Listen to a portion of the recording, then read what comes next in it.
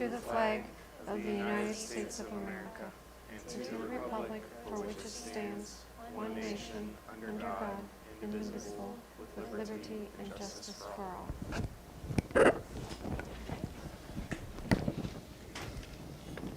Call to order, and Lenora, can you do roll call? Sandy, Here. Mike, Here. Connie, Here. Amy, Here. James. Here. That means we do have quorum for any votes that need to happen. Okay, need to approve last meeting's minutes.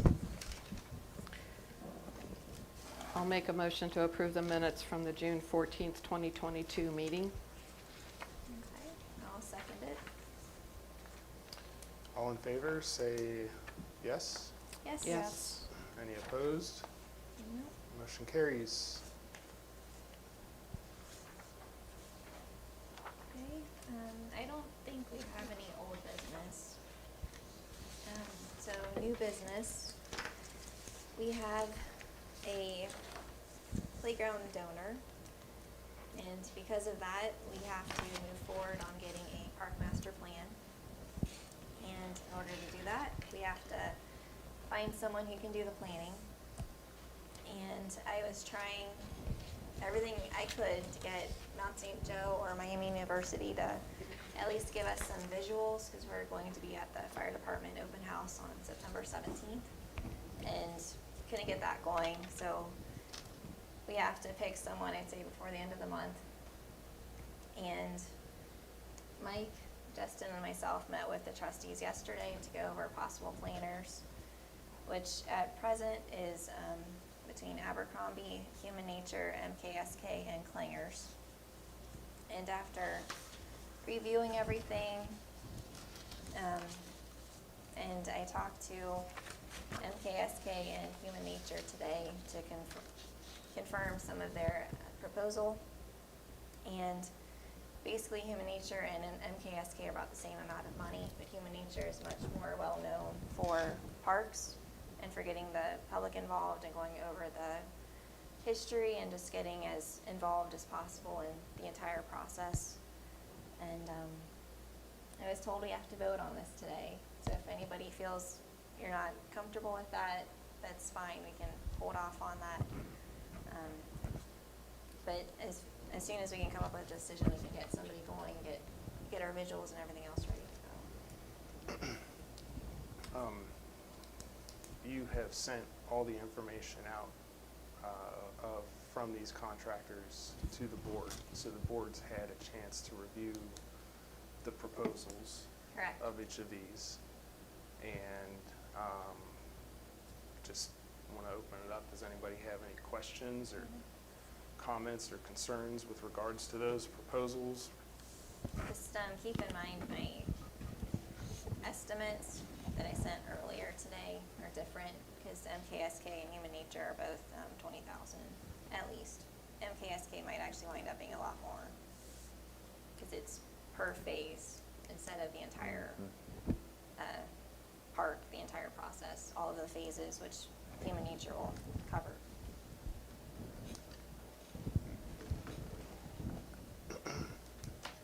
So the vote today, if we chose to vote on it, would be to make a recommendation for a contractor for a park master plan to the Board of Trustees. Okay. That's correct. So as an advisory board, you'll be making a recommendation, and as each of you are informed in your interviews, that's your job as advisors. The trustees can choose to accept it, change it, alter it, or whatever. It's just what you, as given the charge of being the Park Advisory Board, are recommending. It is no way binding, but I think to do this right, you should make a recommendation and to them, and it's kind of what they want. They want to know. So, and I did some research on the other issue that was brought up in the work session as far as finding some contractor. You can't do that because the APRA money specifies the requirement to have a proposal done for anything over 50,000. So that's not going to fly by the federal guidelines for APRPA. So what does Human Natures exactly cover for this 20,000? It covers 2 to 3 different plans, 3D renderings, all of the phases, getting public involvement. I had a list somewhere, but basically everything you could think of, they'll cover. The only exclusions were engineering, construction documents, and a few other The things. contractor, right? And that'll be figured out as we go anyway, 'cause like with the trail, we have to do the RFPs, and so they'll take care They'll of the take care of the construction RFP documents and they'll send that out for bid. Yep. And the playground's likely to be separate anyway, so that's not even on the table for any of the phases. Yeah, we just need to know where to put the playground. Yep. Because the playground was not 1A, now playground's 1B due to a generous donor, so we have to know where to put it. And a master plan is the only way to achieve that, and also integrate a trail into it, or what, Correct. whatever the feedback. So the feedback was 1, trail, 2 was shelters, and 3 was a playground. And then 4 was whatever it might be, an amphitheater, or whatever that might entail, but need to put them thoughtfully in a place that, as they told you in interviews, that one phase is not disrupting another phase. Correct. So that's the plan that we need. Also, as we discussed last night, so if anybody doesn't know, we had a work session last night with the Board of Trustees regarding this, so that everything could be explained to the trustees and given information back. And if you're gonna go out and seek input and do that, you really need something of substance to show the public. This is the grand plan. Right. And you need that because, something on a piece of paper, while important, is not giving the overall vision for this park. And however many phases you all choose, but we need some kind of, in my old job, we called it a living document that, over time it expands, it grows, and is thoughtfully placed with the maximum use of that acreage. So that's what, whoever we choose, they're gonna tell us or give us suggestions on where to put this stuff in the best spots and all the good stuff. Yep. Yeah, and they're also going to facilitate engagement with the community, help us engage the community to think out the process. But haven't we already done that by the survey, or? Yeah, that's one. That's one. That's the beginning, and then they'll have examples, and then we'll go to the public again, and they'll come up with 2 to 3 like final plans, and then we'll go over that and give our feedback, and then they'll have like a final rendering with 3D images and just all kinds of different visuals that we can give the public and hopefully get more people involved and have, Okay. as Jeff said, a living document that we can use as we go through, because it may take a few years to do things. It may come together pretty quickly. We don't Right, know. right. but No, it's I was something just we- wondering a what working that document. was gonna involve with the community, because I thought we've already done that, but, It's part of it, and then like something Human Nature can do, I guess they do pretty often, is like they'll go to schools and let the kids help design the playground, and they can go to different stakeholders and so on, Oh, and okay. actually talk to them about their thoughts and everything. Like, they get very involved with the community. okay. Sandy, are they going to be able to take into account the topography that we have back there, and like was discussed last night at the work session, the places where, we have to be concerned about flooding over the walking trail and all of that? Will Human Nature be able to take all of that into account? Yep, that was something I discussed with Okay. Human Nature and MKSK, and they both mostly do green infrastructure, but they will get engineers involved. It's something they don't really know until they've actually walked the site and gone over the topography and everything. But yeah, they can totally do all of that Okay. too. But yeah, they focus on doing as much green infrastructure as possible because it's cheaper, but also it often works better long term, because sometimes you have to go through and do Janner's titles and other things again. Yep, they can take care of all that. Okay. So we want to make a motion for nature. What's that one? I'm not sure. Sure.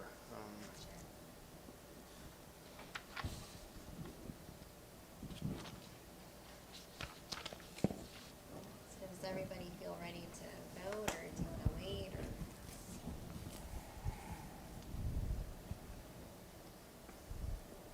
And Amy, I'm just going to tell you, due to your employment, you have to abstain.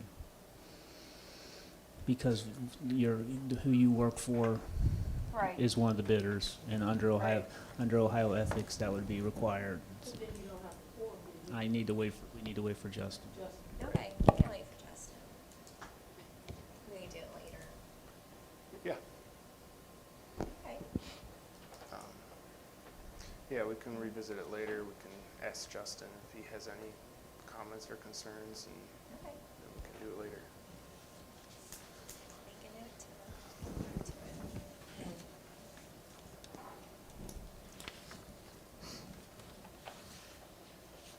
Okay. Well, I guess it is over to Tina then. And Dr. Tina Stanton-Chapman is here. She is a professor at UC that specializes in special needs and playgrounds, to keep it very simple. Yeah, feel free to add to that, because you have a very extensive resume. Sure. Can you hear me? Is it on real good? Okay.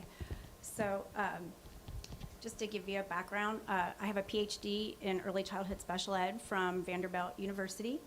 I've been in the field of teaching early childhood special education since 2004. My first faculty job was at the University of Virginia, and then I came to University of Cincinnati in 2015. And I was a pre-K teacher in Miami, Florida for a few years, and I taught in inner city Miami by actually the Miami Dolphins Stadium, which I'll talk about in a few minutes. So I have many years of experience working with young children, and I'm going to talk a little bit about that today, especially around playgrounds. So we'll go to the next slide. Actually, that'll take us The third slide? third slide. Okay.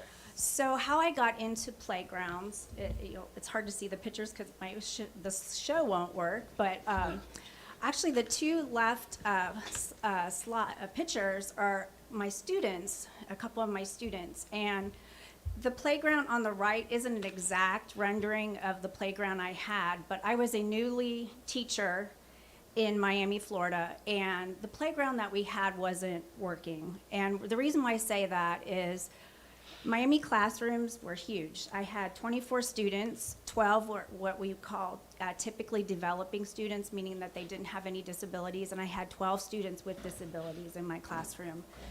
And I had 2 assistant teachers, and when it was time to go out to the playground, on my first day in the classroom, I was like shocked because the assistant teachers, for little Valerie, who was in a wheelchair, the assistant teachers took her outside and they just left her in the wheelchair. And they said, "This is what we do." And I said, "Well, why?" And they said, "Well, she can't do anything." And I said, "Well, that is concerning to me." And then Dominic, this was 1997, the law for IDEA, I'm not sure how many are you familiar with it, but that's when the 13 categories of disabilities came out, and autism was one of them.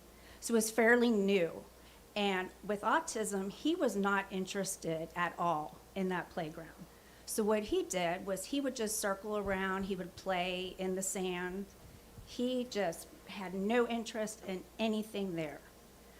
And I was so upset with this, and so I talked to my principal and said, "What can I do?" And Valerie's mother always would dress her up in little dresses, and so I had to contact her and said, "Would you be willing to allow me to change her into some little shorts," because it's hot in Miami, and a short sleeve shirt just for playground, because she wanted her in dresses. She said that makes Valerie feel better, and I said that's okay. She would only allow the shirts and shirt on the playground. And can I put on knee pads and elbows, because Valerie was working on crawling around. So that I could take her out of her wheelchair and let her crawl around and help her, because she could go down the slide and crawl up and allow her to get around. And then I convinced us if we could bring our sand table and water table outside, so that Dominic, because he loved it in the classroom. so that he would have something on the playground. And we were allowed to do that, to give them something to do when we went outside, because there was nothing for them that they could do. And so that's what brought me, I knew that wasn't working, and that brought me to where what I'm doing today. And so I wanted to go into graduate school, basically to change the industry. But what I didn't know, how long of an endeavor that this was going to be. My doctoral advisor at Vanderbilt didn't tell me how long this was going to be, and she knew, but she didn't tell me. So it took me a long time, and I'm still having a hard time changing the industry. So we'll go to the next slide. So these are some studies I did. I left Vanderbilt with the PhD in 2004. I gave Sandra a copy of a lot of the academic journals that these studies come from that I'm going to talk real briefly about results. But after I left, I did a lot of studies when we were at the University of Virginia. And I really wanted to find out, what is it about playgrounds that aren't working for kids who do have disabilities and kids who don't have disabilities?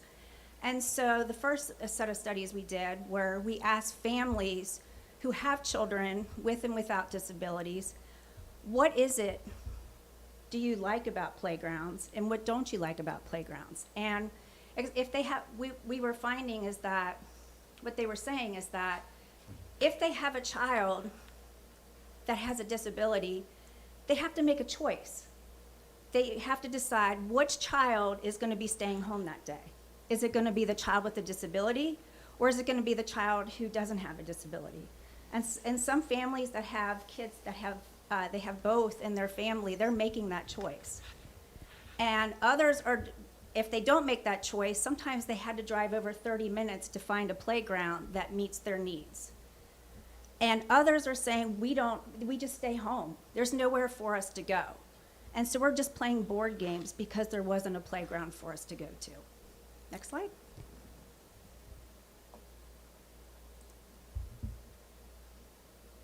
So while we did these studies earlier, it takes a long time for academics to get their publications out. So that's why it says 2018.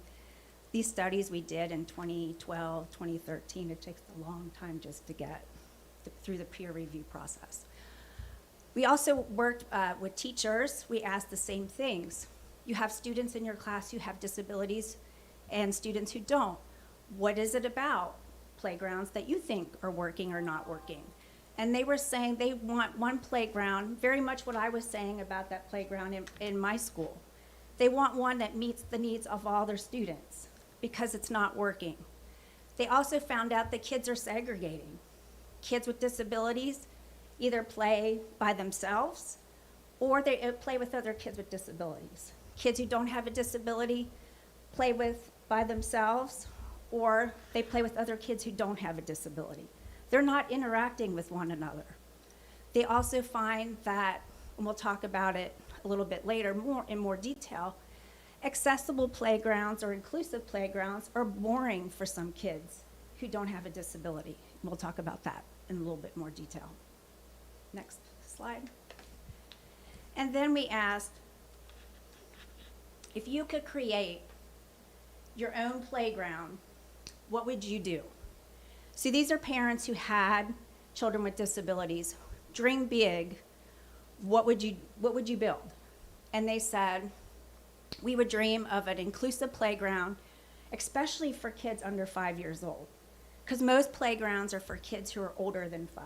And sometimes we do have young kids in our family. We want a playground that targets infants and toddlers, because we do have those kids.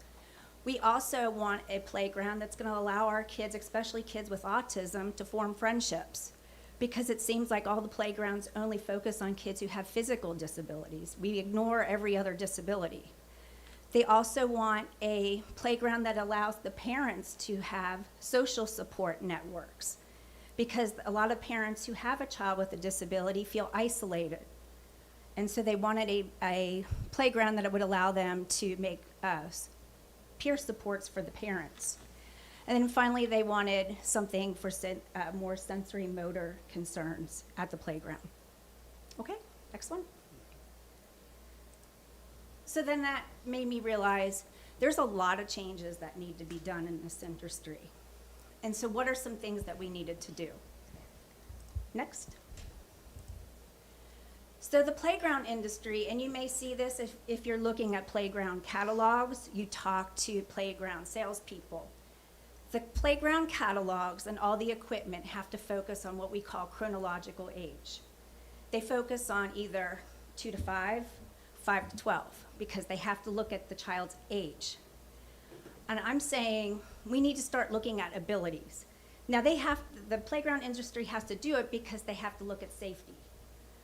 We still have to focus on that, but as a community, I'm telling communities to start thinking about, as you're planning for your playground, start thinking about equipment that branches across ability level and interest level, not just the chronological age. A lot of salespeople will throw all these different types of equipment at you and not really tell you what it's for or what ability or interest level is going to be really useful for your community and your children in the community. A developmental age is something that you should think about, and I'll explain that in a second. Next slide. So, developmental age. So, an example is walking. Most kids, the walking age for kids is 8 to 18 months. So most kids walk anywhere between 8 to 18 months. 50% of kids globally will walk by 12 months of age. 50% of kids. 90% of kids globally are walking at 14 months of age. If a child is not walking at 19 months, that's when a pediatrician is concerned. So what is a developmental age? So at 24 months, which is 2 years old, if a child is just starting to walk at that time, we look at, like in special education, for example, we look at the 50 percentile, where they are, where the typical 50 percentile is for that age group, which would be 12 months. So that's the ability range. So we call that the developmental range. Does that make sense? So that developmental range, that's that child's ability level. So even though the child's two years old, technically they're still at a 12-month-old ability range. Talking. The SLPs, or speech language pathologists, don't always give that big wide range. They give it more as a absolute. So in talking, they say most kids will have 50 words at 17 months. So it can go the other way too. It's not always something that somebody can't do.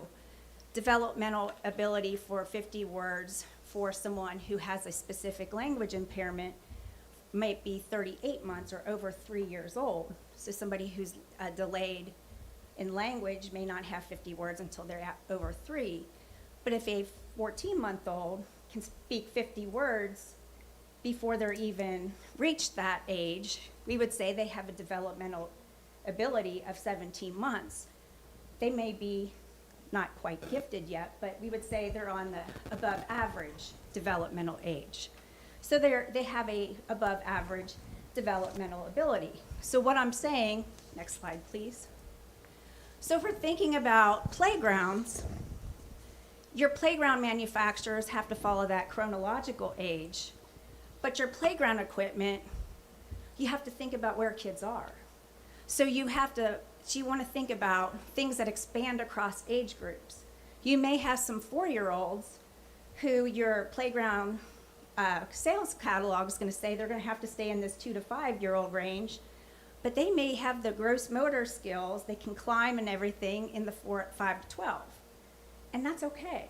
And you may have some kids who are 6 years old who may not be able to walk and climb, and they may be in your floor in the younger playground. And so think about what they're able to do. Next slide. Another thing we did is thinking about playground categories, and you might be hearing this a lot more: accessible, inclusive, and universal.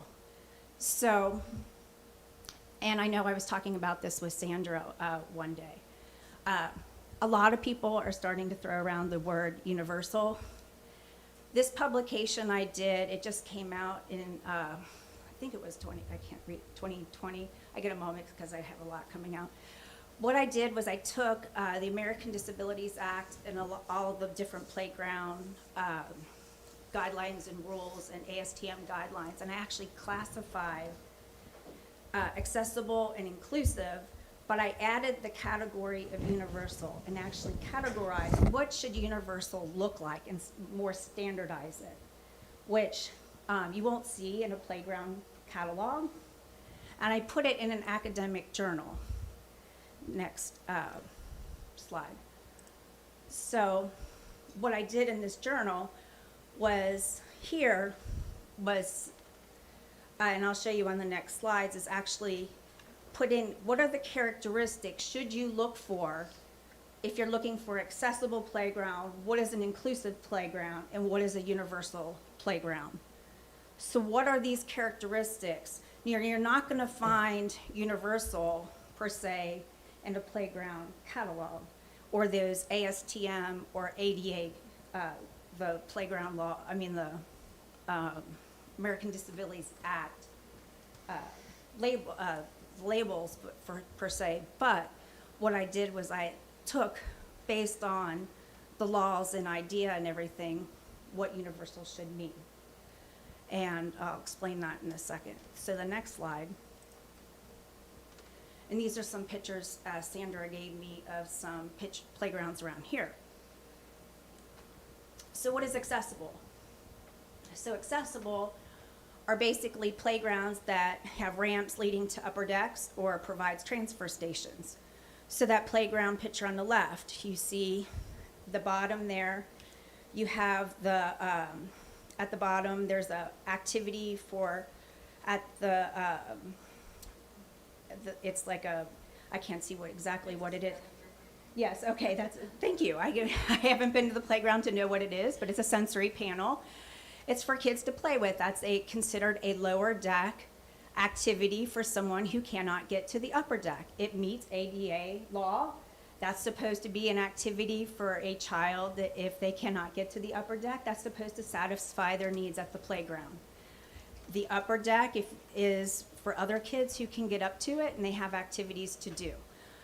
The transfer station on the right, this is enough if you're able to get out of your wheelchair and have the upper body strength to pull yourself up and get down the slide. You can get down and you meet the ADA. What I found from research, kids do not like those sensory panels. I have lots and lots of research that I have not even published yet. Those sensory panels that playground manufacturers say kids absolutely love, kids absolutely hate them. Those tic-tac-toe panels, I can tell you, there's not a single kid that loves them. Kids without disabilities, kids with disabilities do not like them at all. But they're there, they meet ADA, they make that playground accessible. So that's what accessible playgrounds are. Next. So inclusive playgrounds, they meet all those standards characteristics that were on the previous slide, but then we add, it's supposed to have challenges at varying ability levels. It provides extra wide travel routes, and then we add safety surfacing. What happens with inclusive is a lot of communities spend a lot of money on their budget on the safety surfacing. And we find that this is where a lot of the children who do not have special needs will say, this playground is boring. There's not anything, because all the budget has gone into that safety surfacing. It's really great for kids who have disabilities, especially if you have a mobility device or a wheelchair, and you can go, mom has a child in a stroller, which by the way, is the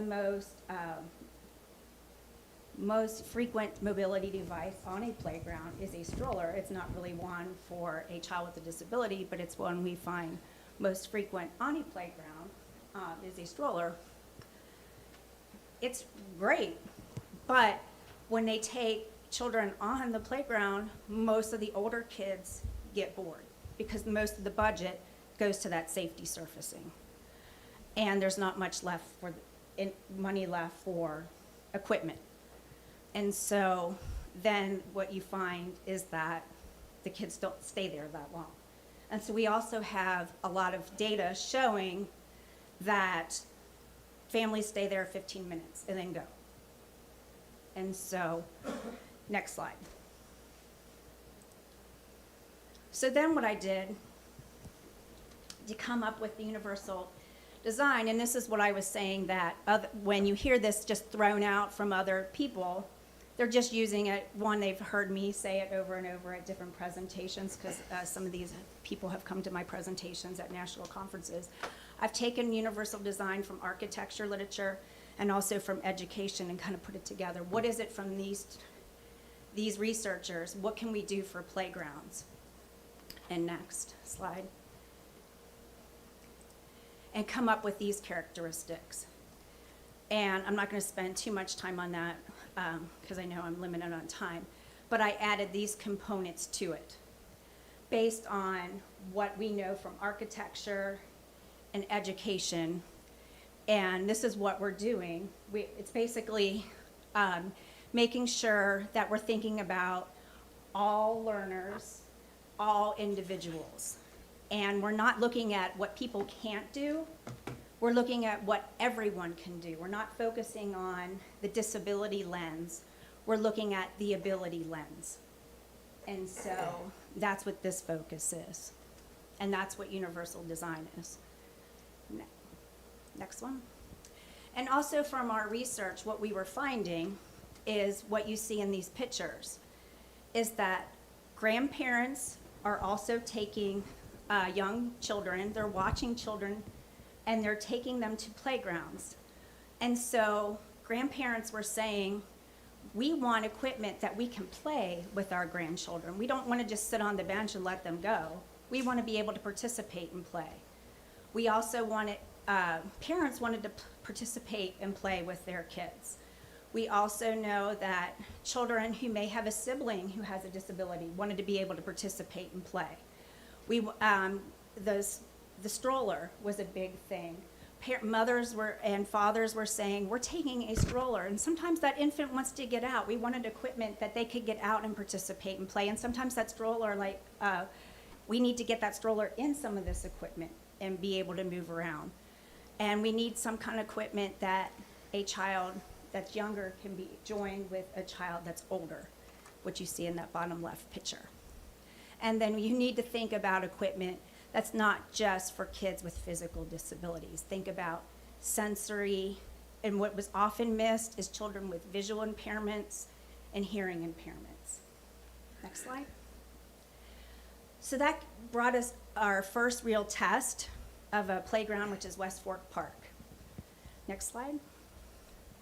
So this park is in Green Township, and I worked with Playground Equipment Services to build this playground, and the reason for it is because they allowed me to test a lot of different things and allowed me to bring all my ideas in and test all my different things that I wanted to try, because it was all based on research. It wasn't just things that it was in a catalog.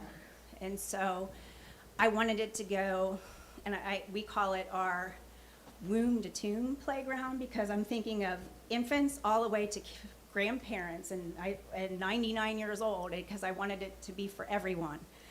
And I wanted it to hold interest for at least 30 minutes. And I wanted it to be, because a lot of what I was finding in research, a lot of the parents, especially if it was a family who had a child with a disability, they didn't want it to look, that was one of the biggest things they said, I don't want it to look like a playground that looks like it's for kids with disabilities, because I don't want my child to be stigmatized. I'm tired of it. So that's why it looked a little different. And then we wanted it to be universal and allow grandparents to come. Next. So different pieces, I'm not going to spend too much time. It was one of the first playgrounds in this area to have an infant area. Now there's more in this area. You can't really see with the musical instruments, but one of the instruments were more metal. A lot of times you see instruments, they're plastic in nature. the big chimes that are there. We wanted individuals who were deaf to feel music for the first time, so they could. The turf that's in with there on the top right.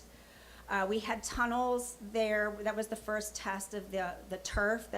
You could not purchase that in a catalog. We built that up. I can't really describe how it was built, but the tunnels are for children who got overstimulated, and we wanted them to be able, if they got overstimulated, to be able to have somewhere where they could calm down. The slides are metal because children who have cochlear implants, they cannot go down plastic slides. And so that way, they had a way to slide, but it's of a material that doesn't get extremely hot, so that they could still go down slides and feel a sliding sensation. So because the typical metal slides they cannot use because their cochlear implant would burst or break. And then we have the traditional big unit, just because the kids who like to take risks and older siblings who may need that, there's something for them. We had the disc swing. We wanted something for children who aren't able to sit up. That's a swing that they could lay down on, but it also allows other children to sit on it with them, and they join in. And then it was the first zip line in the area. We had that shipped over from Europe at the time. Now there's more in the area, but that was the first zip line that was in this area. So, next slide.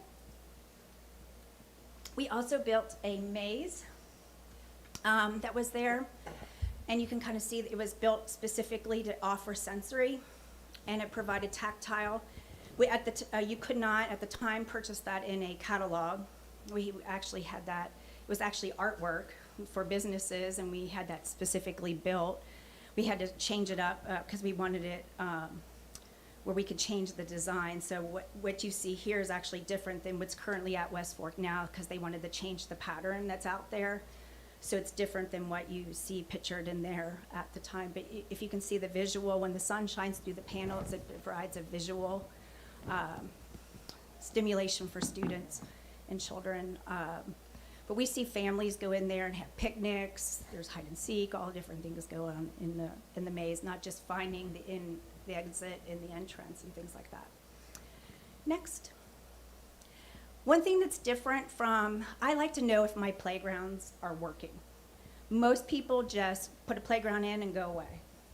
I like to see, is this working? So at West Fork, there's 3 schools in the area.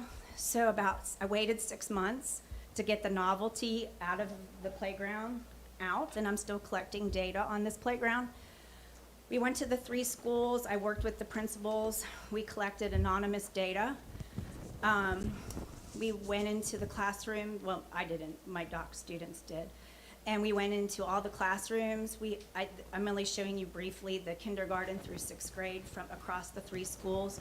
I had the students collect what is your favorite area in there, and they picked. If you look at data from most, in the literature, most people say we like swings. As you can see, it's not a really big favorite here. It's just because I think there's other fun things at West Fork, so it's not the most favorite thing. But if you look at the literature that's out there, they would say swings, but here it's not. Next one. We collect live observational data. It was non-intrusive. We had students just go out there in plain clothing that had just, where they were collecting data. Sometimes they were with clipboards, and boy, the parents really wanted to talk about West Fork, and other times they were just no one knew that they were collecting data. This was 480 specific children, but we have others where we have over 10,000 hours of data collected of the children at West Fork. So we have a lot of observational data at this playground. And this is where you can see where the kids are playing just from these 480 kids. What is their favorite area where they like to play? And these are, I'm just showing you the older kids. That's why infant and toddlers not as much, just because what you're seeing here is the 5 and up, and technically the 5 and up shouldn't really be in the infant and toddler area, so that's why it's not really high here. Next one. And then this was, we also collected online data where West Fork, the Green Township area wanted us to do survey data, which was also anonymous. Teachers and caregivers could also participate in the survey, and it was anonymous. And what we were finding is what we wanted is that one of the questions that we asked of many was how long you were there at the playground, and so they were there. Next question. Next one. This was Green Townships data that they collected, and they always like me to show this to communities because if you haven't been to Green Township, this playground opened in October of 2017. They really wanted to revitalize their community. This neighborhood where the playground was built in all the homes were from the 1980s, and they had a commitment to do sidewalks and build it to the community. And after the playground opened, this was way before the recent housing market boom that you saw. They found that all the homes within that community appreciated within 6% within 6 months of it opening. Young families, which tended to leave that area or not even come to that area and move to the Mason, Lakota, and Loveland areas, were now coming to Green Township, and houses that would take forever to sell in that area were sometimes selling before they even went on the market or within 3 days of being going on the market. And it's still going on that way just because of this park. And they just opened a new Kaluga Park, which is focused more on infants and toddlers. And they're really focusing on their parks to really get young families into the community. So, next slide. We have a study that's coming out very soon. This just is specifically focusing on the sensory maze. It's more really getting into what the families are seeing. So I'm not going to go into too much, but it's really the families that really wanted something that's sensory, they really, really like it. Because it was really the first thing that really focused on sensory for children who needed a sensory playground. And so we actually have people all over. I've had people reach out to me from Lexington, South Carolina, Michigan. I've had people from California reach out to me who have visited West Fork just because it was a sensory playground. And so, next slide. And last, one thing that we're starting to do, we haven't tested it yet, we're starting to do a social communication board on playgrounds, especially targeting children that are more nonverbal or who are just learning how to talk, who have communication needs. We're putting these on, the top one is the one that we just put on a school playground, but these are for children who normally have a communication device or a handheld picture communication system that we are starting to use. So that's another idea if you're ever thinking of something like that, that you can use this system, that instead of if they're an unfamiliar peer, that they can go to this board and communicate and point to different pictures, and so that their peer can communicate with them. So that's a new thing that we're trying to do. In the classroom it works, now we're trying to do it on the playground. Next slide. Any questions? Thank you. Thank you.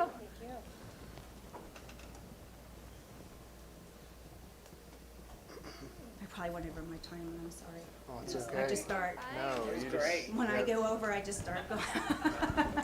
It's a lot to think about. More than I appreciate it. Did you say with regards to how long you wanted visits to last at the playground, your goal was 30 minutes? I wanted it 30 minutes. Some families stay there as long as 2 hours. And so this specific data is for the West Fork Park? Yes. So I'd say, yeah. Looks like the majority of your visits were within 30 minutes. Our biggest problem, in fact, the community asked us what their problem with was parking. Yeah. And they wanted to know, should they buy the house that was next door and tear it down and put parking there? And we've had, I think it was 4 years of wear and tear in the playground within not even a year. Yeah. We've had to, everything was in warranty, so it was all fixed, you know, with not anything, but we told them, do not tear down the house. It's great. Because we do frequency counts, and the one day on a weekend, the highest we counted, just kids, was 150. Because there were so many, it's so busy, especially not on really, really hot days, but like on a nice spring day, it's a lot of kids. But it's nice to see all the children, and what's neat is one of my master's students did her master's thesis on the zip line, waiting, turn taking, just waiting, and you would think Yeah. that there would be fights, just waiting in line, not a single fight. You don't see Yeah, anything. It is The kids just interesting to wait watch their the turn. kids. Yeah, they just, and if someone doesn't do it right, the kids will say, you didn't do this, and they'll teach them. I mean, it's the neatest little thing, and you'll ask them, and for her master's thesis, she was like, how did you know to wait your turn? They were like, duh, that's what you're supposed to do. I mean, it's like, we thought their parents were teaching them, but they weren't. They were just, they naturally knew how to do it, and they were teaching the kids in line. It's not like the things that you see in school. I mean, it's a really nice little piece. And sometimes the line is 16 kids waiting their turn, and they're waiting. It's really neat. Any other questions?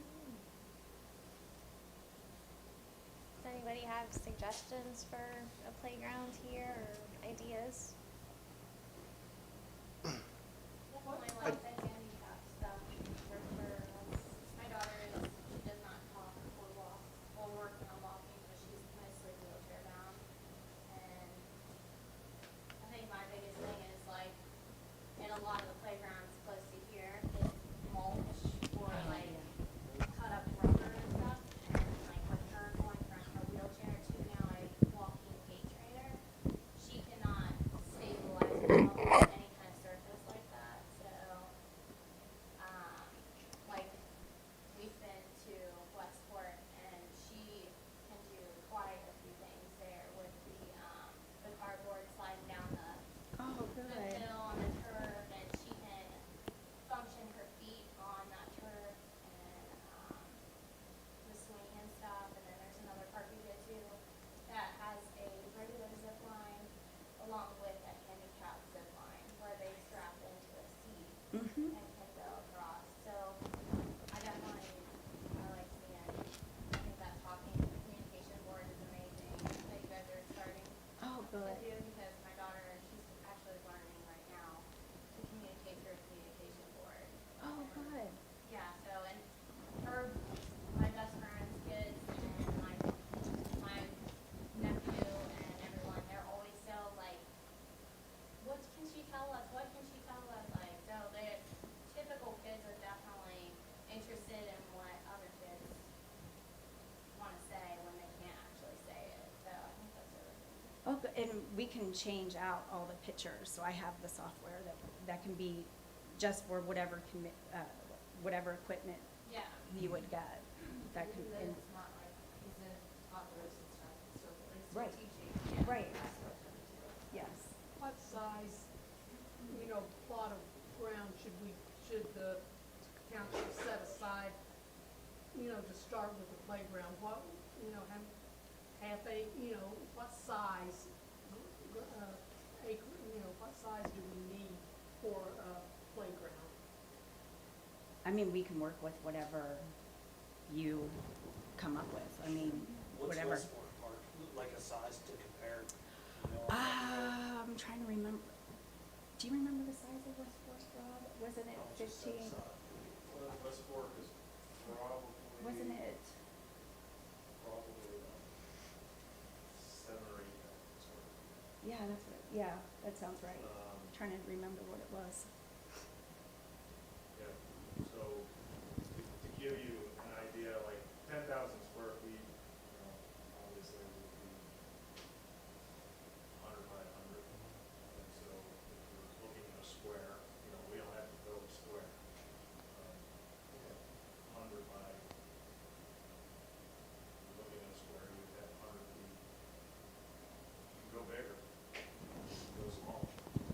We can, We built we them can work with all the whatever time, you you have.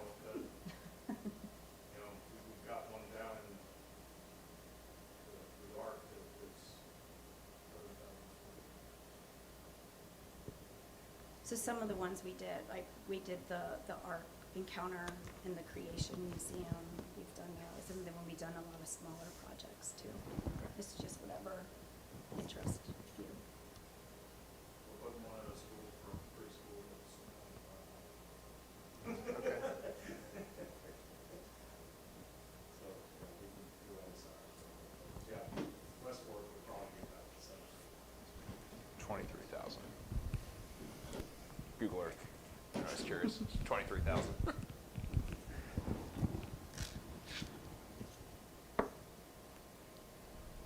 Any other questions for Tina? Thank you so much. Really appreciate that Thanks. presentation and you taking the time to share that with us. Oh, anytime, and if you have any additional questions, I'm happy to answer them. Awesome, Thank thank you. you. I was just gonna say, could you or could Jeff make a comment about how the having a donor for the playground changes things in regards to how the board is associated with the development of that and the trustees and the township? Is it appropriate to do that? Yeah. Okay. I mean, if you want, I mean, it's absolutely appropriate. As I said before, from the community feedback, the playground was always on the map. But speaking to the trustees, as we've done, if a donor wishes to do that, we will put that to the forefront. We just need to know where to put it. Yeah. And, you know, it was never not, it was just, this was a phased plan, but if there's somebody who's generous enough to put a park of this nature, which I think is gonna change fundamentally Morgan Township forever. I don't mean to be overstating things, but I mean, it's unbelievable. If we get anything close to what, I mean, I'm blown away by it. But we need to incorporate it intelligently into the plan for what the trustees' money has put aside from ARPA money for the walking trail. And really make this something special for the community that, you know, what defines a great community is a great park system.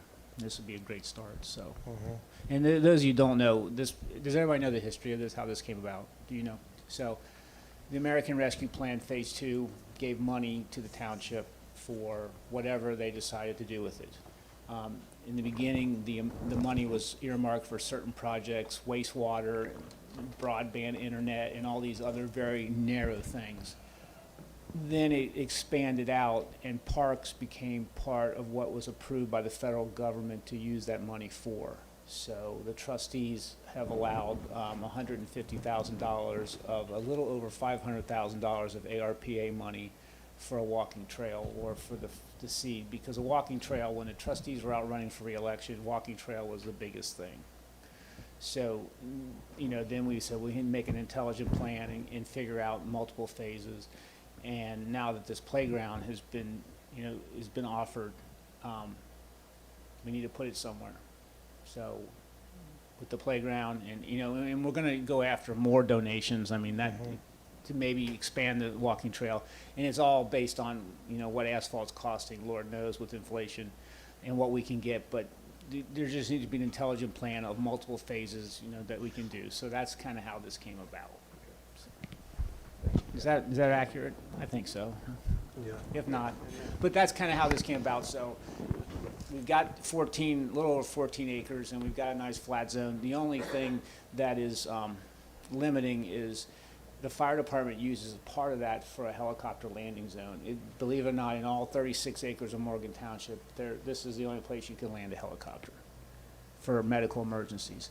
And all we need is 100 by 100. So we're going to move that down, and maybe the kids come to the playground, they get to see a helicopter land. Cool, you know? Hey, well, you know, what would be a better feature than that? But we can move that down and then put the playground over, and we're sure that can safely be achieved. And if we have to, if the playground gets too big, you know, kids, you gotta need to step out for, you know, roll out. Everybody roll out for a minute. We're gonna land a helicopter and then go back. Make it a pickleball court and get pulled down Yeah. Pickleball was like number 5. Yes, that was on the list. That was on the list. Pickleball was. So was adult. That's the reason I'm here. That's the only reason I came this meeting. Everybody wants all of a sudden pickleball. Somebody had to look that up. And that, you know, and yeah, it's adult play. Yeah. So that's kind of where we're at. Safety surface. Safety surface, Yeah. because we don't need anybody breaking a hip. So that's kind of where we're at. So we really need a place to put this playground, and that was why the discussion was about. We need a park plan because I'm no expert. We need the experts to tell us where to put it. I'm just a dumb fireman. So anyway, that's where we're at with this. Anybody else got questions? Thanks, Jeff. Sandy, before we go back to discussing voting on a planner, do we want to open it up to public comments and then revisit and then go back to voting on the public planner? Okay. And Justin, we had to wait for you to get quorum. Your vote's crucial. Perfect. I'm Because here. unfortunately, Amy works for, I don't get to she vote. can't so- vote, so I had to, you know, it's just, and she knows it. I mean, Yeah, it's I know. just, it's how it works. And I'm just pointing it out so everybody in TV land says, well, what about that, you know, we're doing this by Robert's Rules of Order and we're following the state ethics. Is there anybody that wants to address the board or has a thought or comment that they want to make known? Okay, very good.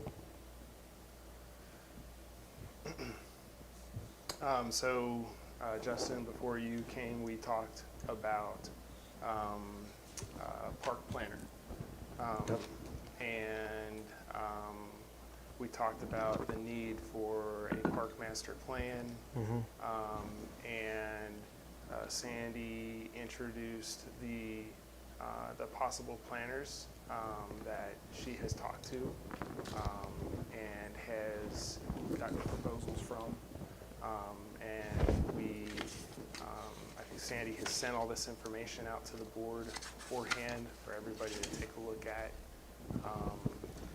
And so now, and we did, at the request of the trustees, have a meeting, Sandy and myself and Jeff yesterday, to understand, the trustees wanted to understand the need of a planner and a park master plan.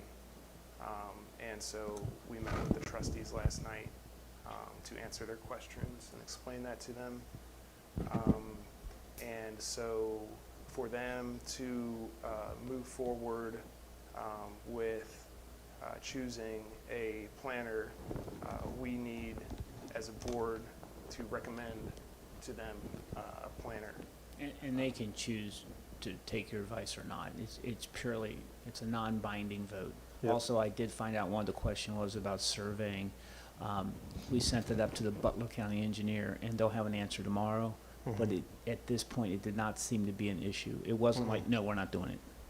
The answer was, we've done it before. They did it for the firehouse over here, and as long as we can find the bandwidth to do it in time. And I'm like, well, time's not really, you know, it's gonna not be tomorrow. But so we'll have a definitive answer at the staff meeting tomorrow at 9 o'clock from the Butler County engineer about doing the survey.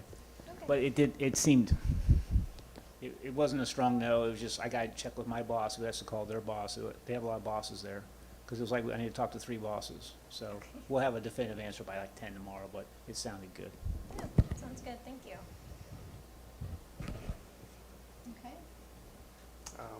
And then we had opened it up to earlier to if anybody had any thoughts about any of the planners' comments. Should I, Sandy, what we've been talking about last night too, like, did you guys give input on each of these, the park planners?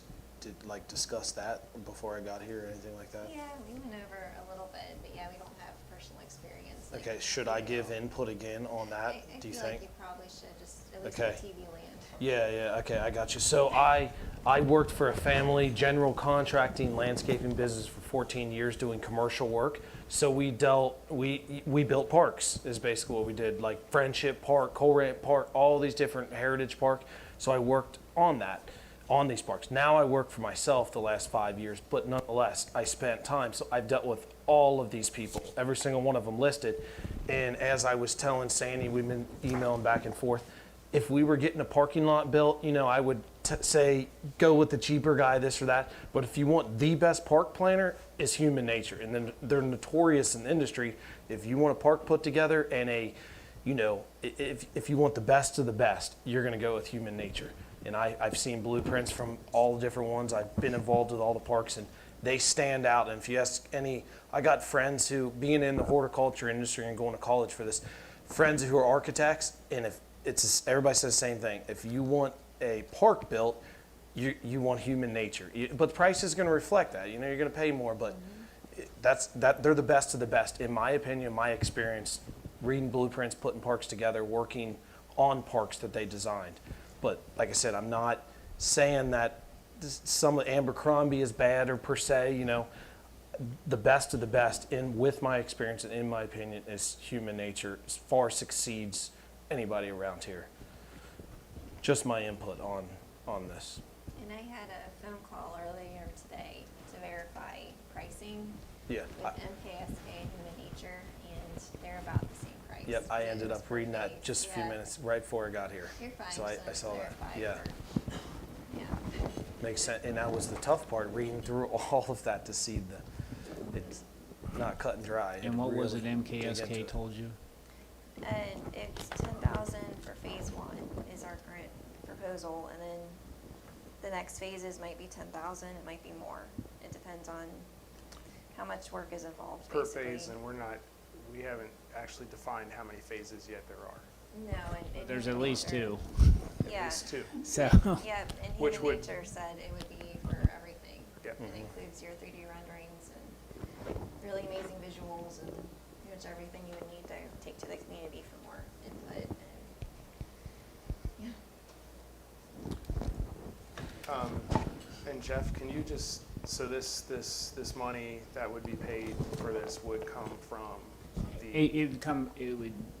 the trustees voted last night to create a line item in the budget for park. They can't legally put money into it, but when you got to pay a bill for the park, it would go in, be paid, and go out. Connie, remember this? It would go that way. So they voted to create that last night. So the money for this would come out of the $150,000 that the trustees set aside for the park. And the 150,000 is from, APR, American Rescue Plan money. great.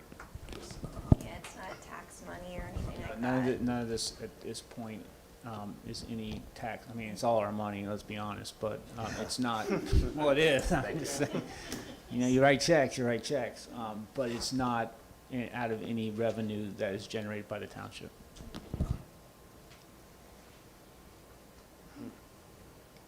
Yeah, so, before a motion is made, just in general, I think we've all looked at it, and I think we're all trying to keep in mind what's best for the township, and how to use the township's resources in the best way.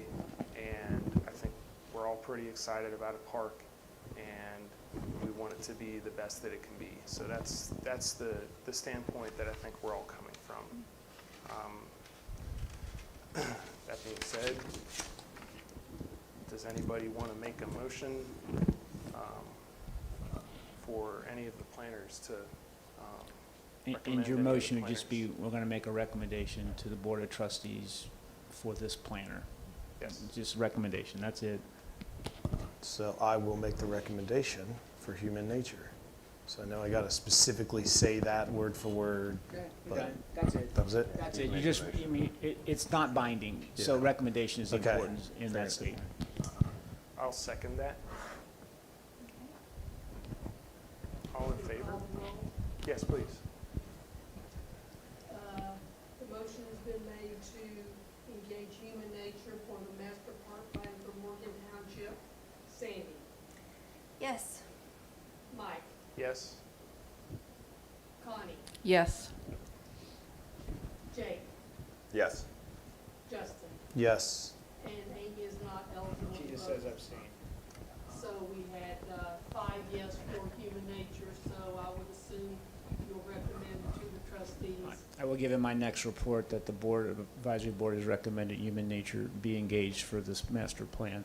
And once again, they can choose to do with it which they may. Great. That's great. Do you want to, is there anything else that you want to say with regards to the playground, or do we want to talk about next steps? I guess next steps. And just a review of the next steps. I think a lot of them we've already talked about, but maybe just to kind of review. You're right. So we already have a survey. That's usually what they start with. We've had 240 respondents, which I've been told is much higher than usual for the township. Yeah, that beats the master plan for the township by about 40. Yeah. They had 200 for a 10-year master plan that you see back here. So and some of those were the ones from the Strawberry Festival that Strawberry Festival. that Dale Hand put in. So he entered them to make those. And that survey is open until July 31st. Yep. Yes, July 31st. It's on Facebook, and I've put it everywhere I can. Great. And then after that, we're done with the survey. Yep, and then we'll take that to Human Nature, and they'll go through it and start with 2 to 3 plans for it, and we'll basically go through it, do the weaknesses and strengths of it, and I'm not sure if we'll take it to the public or not before it probably just goes to the Firehouse open house. Like we did at the Strawberry Festival, just Yep. have it on the board and just kind of Yep. get people's opinions as Yep. they walk by? Okay. Yep, and then we'll take that and they'll come up with 2 to 3 more ideas, and we'll okay that, and then we'll have a final one, and they'll finish the park master plan, and they said it'll take about 3 to 4 months. So hypothetically, if we want to break ground on the playground in spring, summer, we've got plenty of time to finalize plans for that and get everything ready. Maybe look for donations for any other parts of this. Because, yeah, we'll have a trail and a playground covered. But we still there's probably land restoration and possibly restrooms. I know in surveys, a lot of people wanted a restroom. Right. But that's not gonna cover the whole trail, that's only gonna cover a portion, correct? I think so, but it depends on who you talk to. It depends on what the going rate is at the time. But is that gonna be all paved, or are we gonna do half paved and half mulch for more of the nature trail? We haven't maybe- got that far yet? Probably not, yeah, that'll be something that'll come up in the park master planning process. Recommendations for everything from a trail to restrooms to drainage issues, like, they'll go over everything. Okay. Sandy, for the benefit of those who weren't here last night, somebody probably should speak to the fact that we can't receive cash donations. We've got that ruling from the county prosecutor. So, if anyone's interested. Jeff, can you explain that? I think. Let me put on my lawyer hat. So the way they explained it is, if you make an in-kind donation, so you're gonna put a park and we're gonna give you the land and you're gonna put the park. Yes. That's fine. It doesn't go through a line item. If you make a donation, you can't direct it to say, I want it to be for X or Y. Once it goes into that bucket, it becomes the township's discretion to do it. It's illegal to put the money into that account and say, I want it to go for the trail. So the township designates the land where the park is going to be. Yes. The donor pays for the park. It'd be like you build a house and then you turn the keys over. Yep, You and say, here then you when go. that's done and it's built, here you go, Morgan Township. Yes. And you can legally agree to that, but if you want a directed donation, it has to be in kind, which involves you take care of it and turn it over, opposed to, and that way you can get exactly what you wish. And the other part of that is, you're not subject to all the other, you don't have to do it, you don't have to put it out for bid, it's you're doing it. I mean, obviously this would be tightened up with a document in legal nature, but that's how it works. But once it comes into a line item in that UAN, it's not directed. I mean, you can ask, I want to add an extra 100 feet on the, or 200 feet or whatever, I want to, trail, but Yeah. that's just, Okay, thank you. but there's only two options, so if you make a donation, they're obviously going to put it towards the trail, but you can't say it has to be for the trail if it Yeah. comes through. Yeah, thank you. And that was thank you for pointing that out.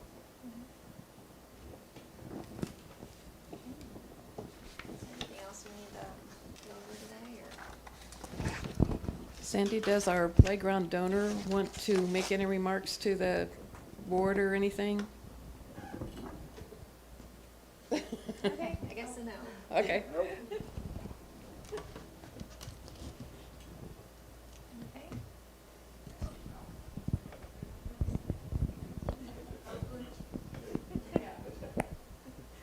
Okay, I guess that's it for today then? Okay, very good. So I'll make a motion to adjourn the meeting. Okay, I'll second it. All in favor? Aye. Opposed? Oh, great. Motion carries. Thank you. Thank you, everybody. Oh, and to the next meeting is August 9th at 7 p.m.